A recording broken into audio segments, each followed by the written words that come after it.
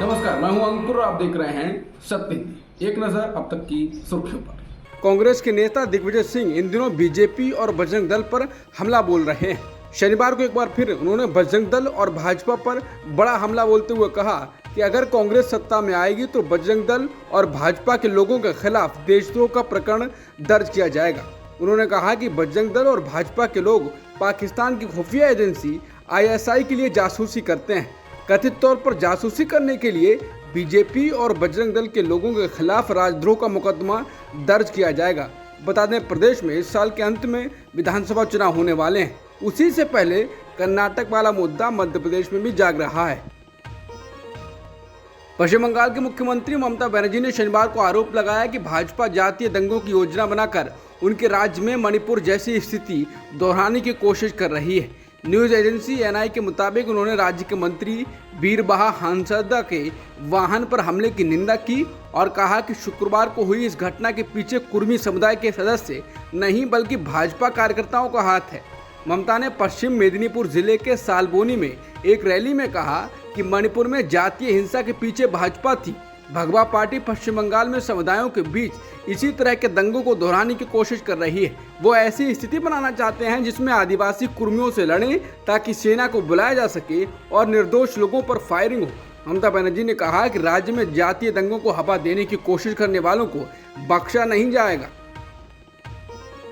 जम्मू कश्मीर के पूर्व मुख्यमंत्री और पीपुल्स डेमोक्रेटिक पार्टी के अध्यक्ष महबूबा मुफ्ती ने यासीन मलिक के मामले की समीक्षा करने की मांग की। उनकी तरफ से जोर देकर कहा गया कि इस देश में जब PM की हत्या करने वालों को माफ किया जा सकता है तो यासीन मलिक की सजा पर भी पुनर्विचार होना चाहिए। PDP प्रमुख महबूबा मुफ्ती ने ट्वीट कर लिखा कि भारत जैसे लोकतंत्र में तो उन लोगों को भी माफ किया गया जिन्होंने PM की हत्या की। यहाँ तो मामला एक राजनीतिक कैदी का है। यासीन मलिक की सजा पर पुनर्विचार जरूरी है। जो लोग फांसी की सजा की मांग कर रहे हैं वो तो सामूहिक अधिकारों के लिए गंभीर खतरा है। दिल्ली के मुख्यमंत्री अरविंद केजरीवाल ने आज तेलंगाना के मुख्यमंत्री के चंद्रशेखर राव से हैदराबाद में मुलाकात की। इसके बाद KCR ने प्रेस कॉन्फ्रेंस में कहा कि मैं मोदी सरकार से कहता हूं कि अध्यादेश को तुरंत वापस लेना चाहिए। ये ना तो आपके लिए अच्छा है मोदी जी, ना ही लोकतंत्र के लिए। हम इस अध्यादेश के खिलाफ एकजुट होकर लड़ेंगे। उन्होंने कहा ये अच्छे दिन नहीं, इमरजेंसी के काले दिन से भी बुरा है। उन्होंने कहा कि अभी आपको कर्नाटक ने सबक सिखाया है, आगे पूरा देश सबक सिखाएगा। इसके साथ ही अरविंद केजरीवाल ने कहा कि अगर देश के प्रधानमंत्री सुप्रीम कोर्ट के फैसले को भी ऑर्डिनेंस से पलट दें तो इस देश के लोग न्याय के लिए कहाँ जाएंगे। ये दिल्ली के लोग का अपमान है कि तुम जो मर्जी सरकार चुनो, हम नहीं चलने देंगे। केजरीवाल ने कहा कि आज देश में एक ऐसी पार्टी है जो चाहती है कि पूरे देश पर उनका राज हो। ऐसे में मुख्यमंत्री चुनने की क्या जरूरत है, प्रधानमंत्री और 31 गवर्नर ही देश को चला लें। KCR ने अरविंद केजरीवाल के साथ मुलाकात के दौरान PM मोदी को माफी का सौदागर कहा। उन्होंने कहा कि आप सुप्रीम कोर्ट के फैसले का भी सम्मान नहीं कर पा रहे हैं। सुप्रीम कोर्ट के बड़े बेंच के आदेश का सम्मान नहीं करने का मतलब है कि आप इमरजेंसी की ओर जा रहे हैं। KCR ने तब PM पर निशाना साधा, उन्हें माफी का सौदागर कहा और उनसे अध्यादेश वापस लेने का अनुरोध किया, जैसे उन्होंने 3 कृषि बिल और भूमि अधिग्रहण कानून को वापस ले लिया था। प्रधानमंत्री नरेंद्र मोदी ने तमिलनाडु के अधीनम यानी कि मठ से अपने आवास पर सेंगोल स्वीकार किया है। इस दौरान वित्त मंत्री निर्मला सीतारमण भी मौजूद थीं। बता दें, PM मोदी 28 मई को दिल्ली में संसद के नए भवन का उद्घाटन करेंगे और सेंगोल को लोकसभा अध्यक्ष के आसन के पास स्थापित किया जाएगा। बिहार के मुख्यमंत्री नीतीश कुमार ने नए संसद की जरूरत पर ही सवाल खड़े कर दिए और पूछा कि आखिरकार नया बनाने की जरूरत क्या थी। उन्होंने कहा कि जब ये नया संसद भवन बनना शुरू हुआ था तब से मुझे ठीक नहीं लग रहा था। आज़ादी के बाद जहां से शुरुआत हुई उसी को और विकसित कर देना चाहिए।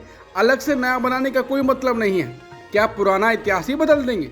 नीतीश कुमार ने कहा कि जो शासन में है आजकल वो सारा इतिहास बदल देंगे। आज़ादी की लड़ाई के इतिहास को बदल देंगे।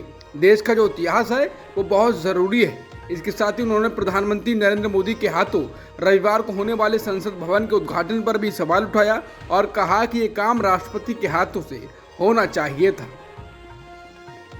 नए संसद भवन के सामने पहलवानों ने महिला सम्मान महापंचायत करने की घोषणा की है।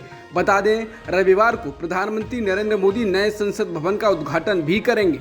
महिला सम्मान महापंचायत में कई राज्यों के किसान, मजदूर और खाप पंचायतें हिस्सा लेंगी। विनेश फोगाट ने महापंचायतों की टाइमिंग बताई। इसके साथ ही उन्होंने कहा कि 11:30 बजे सभी मोर्चे शांतिपूर्वक तरीके से नई संसद भवन के सामने प्रस्तावित महिला सम्मान महापंचायत के लिए मार्च करेंगे। उन्होंने कहा कि पुलिस अगर लाठीचार्ज या आंसू गैस के गोले चलाती है तो हम सहेंगे, लेकिन हिंसा नहीं करेंगे।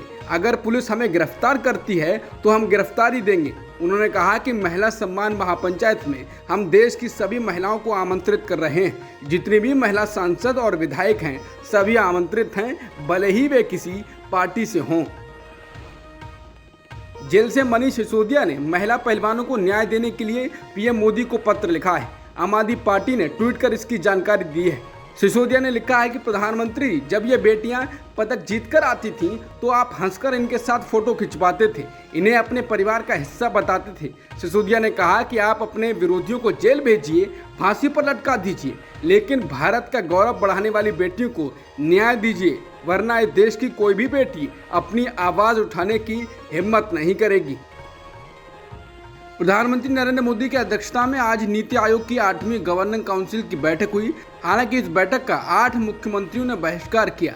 बैठक में शामिल नहीं होने वाले मुख्यमंत्रियों में दिल्ली के अरविंद केजरीवाल, पंजाब के भगवंत मान, पश्चिम बंगाल की ममता बनर्जी, बिहार के नीतीश कुमार, तेलंगाना के चंद्रशेखर राव और तमिलनाडु के M.K. स्टालिन, केरल के मुख्यमंत्री P. विजयन और ओडिशा के मुख्यमंत्री नवीन पटनायक शामिल हैं।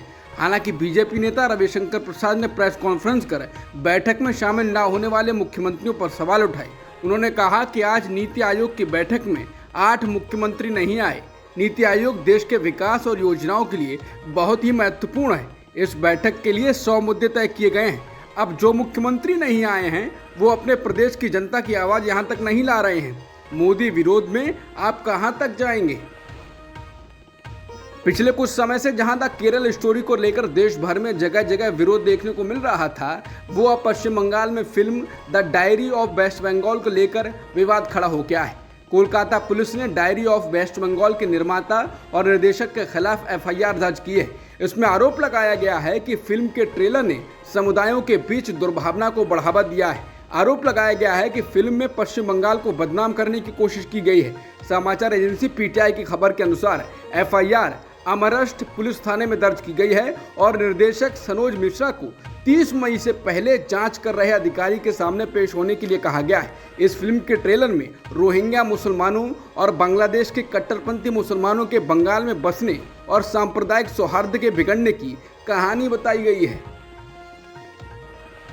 योग गुरु बाबा रामदेव ने नई संसद के उद्घाटन के दिन पहलवानों, किसान संघों और खाप पंचायतों की ओर से घेराव करने की योजना का विरोध किया।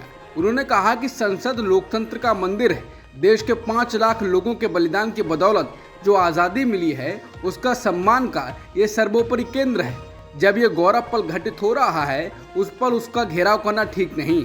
उन्होंने कहा कि इस तरह के आंदोलन से या संसद के घेराव जैसे कदम से खिलाड़ियों को दूर रहना चाहिए। जो लोग कल संसद का घेराव करने वाले हैं उन्हें इस पर फिर से सोचना चाहिए और जिन विपक्षी दलों ने उद्घाटन समारोह का बहिष्कार करने का फैसला किया है उन्हें भी अपने फैसले पर पुनर्विचार करना चाहिए। कर्नाटक में कांग्रेस सरकार ने मंत्रिमंडल का विस्तार किया है। इस दौरान राजभवन में 24 मंत्रियों वाले पूर्ण राज्य मंत्रिमंडल का शपथ ग्रहण समारोह आयोजित किया गया। बता दें, मंत्रियों के चयन पर काफी मशक्कत के बाद कैबिनेट विस्तार को अंतिम रूप दिया गया है। दिल्ली से लौटने के बाद मुख्यमंत्री सिद्धरामैया ने शुक्रवार रात राज्यपाल के कार्यालय में नए मंत्रियों की सूची भेजी थी। उन्होंने कहा कि कांग्रेस ने मंत्रियों को चुनते समय सामाजिक न्याय के सिद्धांतों को ध्यान में रखते हुए सभी जातियों और क्षेत्रों को समान प्रतिनिधित्व देने के मानदंडों का पालन किया है। अब तक की खबरों में इतना ही। बाकी खबरों के लिए बने रहिए सत्यहिंदी.com के साथ।